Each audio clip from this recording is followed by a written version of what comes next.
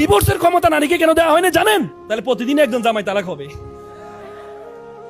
পুরুষরা তো সহজে তালাক দেয় না, দেয়, কিন্তু নারীকে যদি ক্ষমতা দেওয়া হতো প্রতিদিন একজন তালাক হইতো। এবং ঢাকা শহরে একটা জরিপে দেখা গেছে আমাদের রাষ্ট্রীয় আইনে মেয়ে স্বামীকে তালাক দিতে পারে, তার 99% মেয়ে তার স্বামীকে তালাক দিয়েছে। প্রতি মিনিটে 2টা তালাক হয় ঢাকা শহরে, এবং তার 99% হচ্ছে নারী কর্তৃক স্বামী ডিভোর্স। ডিভোর্স দিয়ে ওই দিন আমার কাছে একজন আপা আসছিলেন, এসে আমাকে বলে আমি স্বামীকে ডিভোর্স দিতে চাই। আমি দিতে চান তো এই কারণ স্বামীর এই সমস্যা, আমি তো আর জানি। আমি বলি আপা আমি আপনাকে আপনার ডিভোর্সটা আমি করাবো, কিন্তু 1 সপ্তাহ পরে করাবো।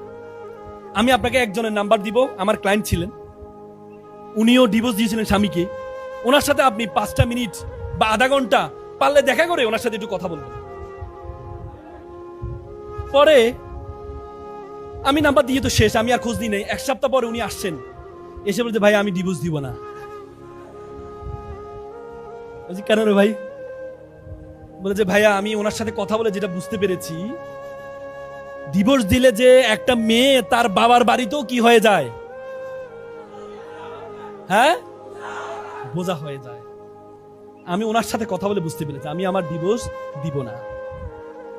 নারীরা একটা কথা বলেন, আমাদের এলাকায় একটা কথা বলে, আমার জামাই ভালো তার মেয়ের কথা শুনে, আর আমার ছেলে খারাপ তার বউয়ের কথা শুনে।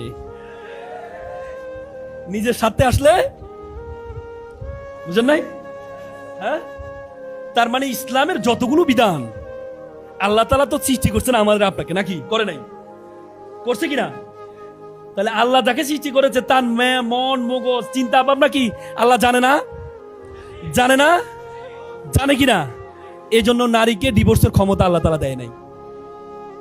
ডিভোর্সের ক্ষমতা আল্লাহ তাআলা দেয় নাই।